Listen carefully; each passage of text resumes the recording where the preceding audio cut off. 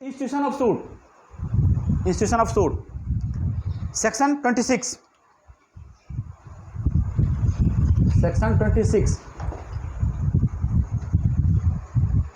Read with order 4। Section 26 के साथ आपको ऑर्डर 4 पढ़ना है। इसमें read with order 4 section 26 read with order 4। यही कर रहे हैं। इसको हम लोग देखते हैं।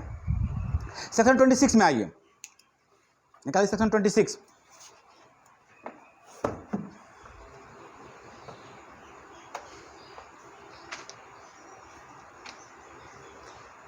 Every suit shall be instituted by the presentation of a plaint or in such other manner as may be prescribed.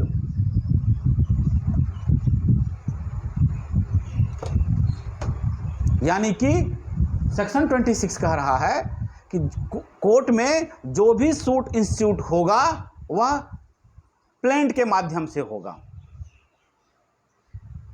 वह प्लेंट के माध्यम से होगा। Every suit shall be instituted by the presentation of a plaint। आप plaint लगा के ही करेंगे। जैसे सिंपल सा चीज़ है कि कल भी बताए थे आप लोगों को कि हम लोग स्कूल में छुट्टी लेते थे। कैसे लेते थे? प्रिंसिपल के पास क्या लिखते थे? एप्लीकेशन लिखते थे कि हमको छुट्टी चाहिए। उसी तरीके से कोर्ट को अगर आपको अपनी बात बतानी है तो कैसे बताइएगा? क्या आपको रिलीफ है, क्या क्लेम है, आप कोर्ट क्यों आए हैं, ये कैसे बताइएगा? तो यह आप प्लेंट के माध्यम से करेंगे। प्लेंट लिखकर कोर्ट को देंगे। और प्लेंट देने वाले को हम लोग इसलिए प्लेंटिव बोलते हैं, क्योंकि वह प्लेंट के माध्यम से कोर्ट को कोई बात बताता है। ओके, उसको हम लोग प्लेंटिव बोलते हैं।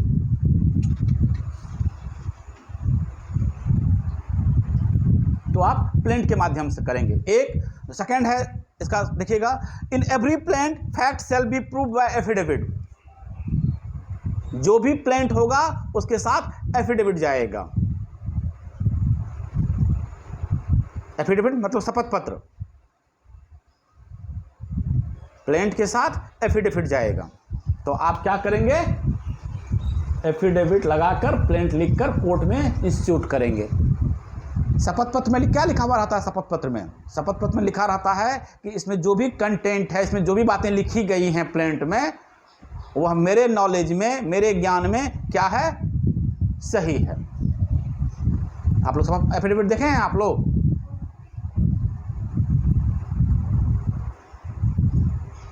हाँ, हमारे सब, हाँ, वो शपथ पत्र है जिसमें कि हम सारा चीज़ की जो है सत्यता की जो है शपथ लेते हैं।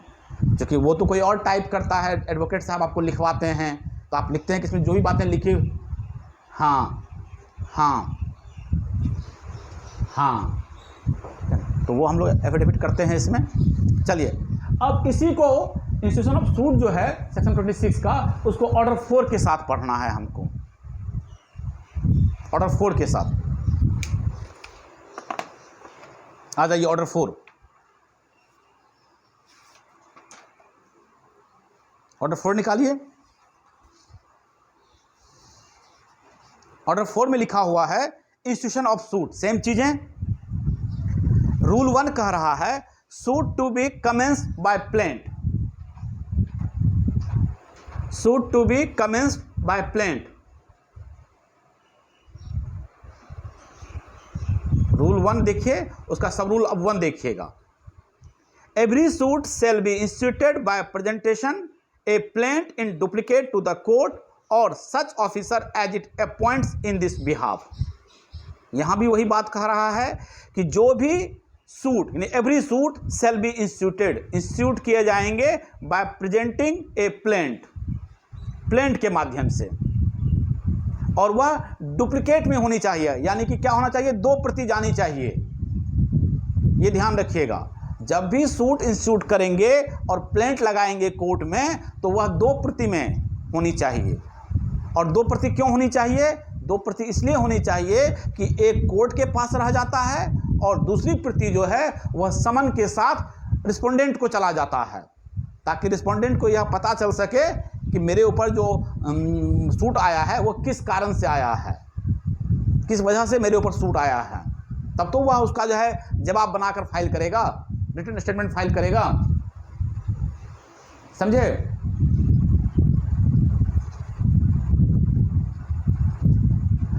पहला सूट अगर उसको पता चल गया, पहला बार प्लेंट जब हम लगाते हैं तो उसको तो लगा दिए 2 कॉपी, वो चला गया।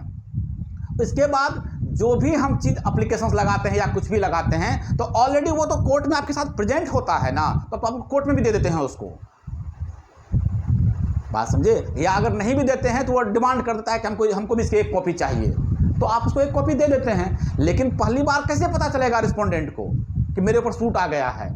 मान लीजिए कि हम आप पर एक सूट फाइल किए रिकवरी फॉर मनी के लिए कि आप मेरा 5 लाख रुपया ले लिए हैं, नहीं दे रहे हैं, कोर्ट को कह रहे हैं कि हमको दिलवा दीजिए 5 लाख रुपया, तो हम आपके ऊपर सूट फाइल कर दिए रिकवरी फॉर मनी के लिए। तो आपको ये बात कैसे पता चलेगा कि हम पर सूट फाइल हो चुका है?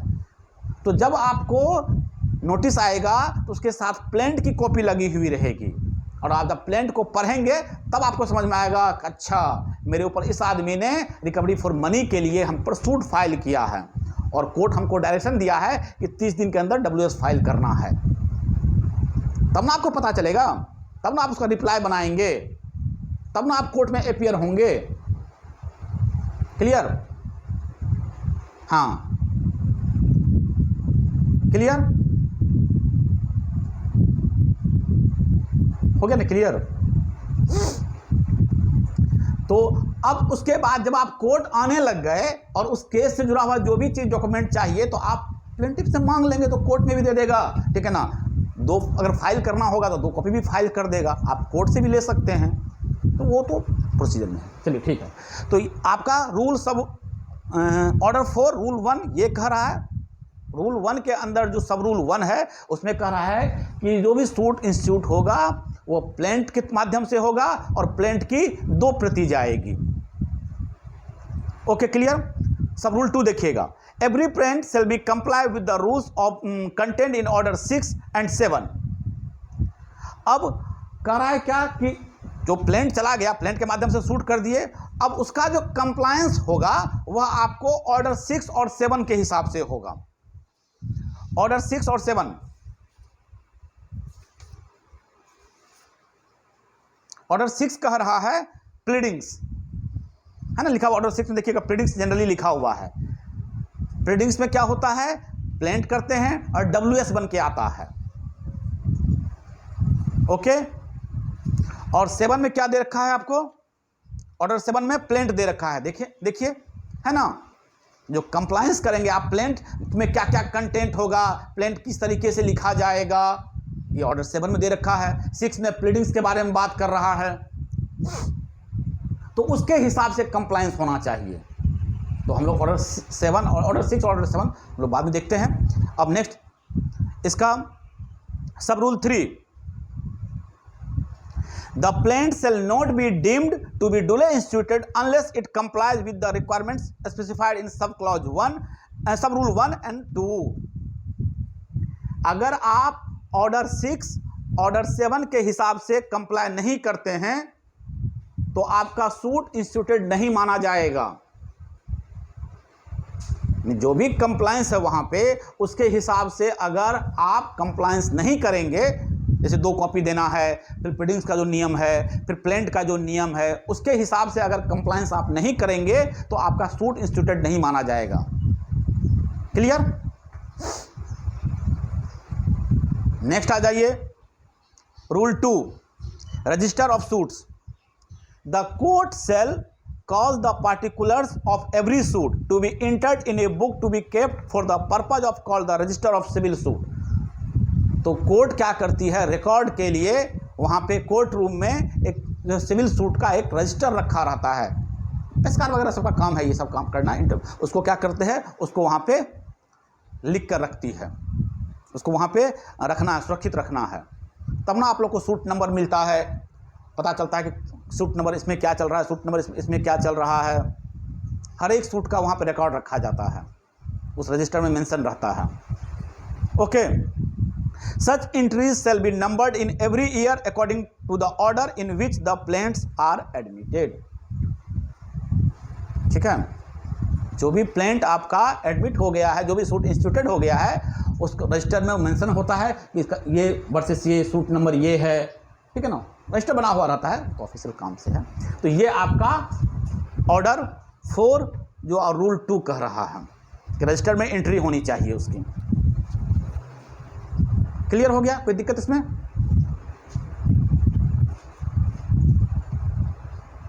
बोलिएगा।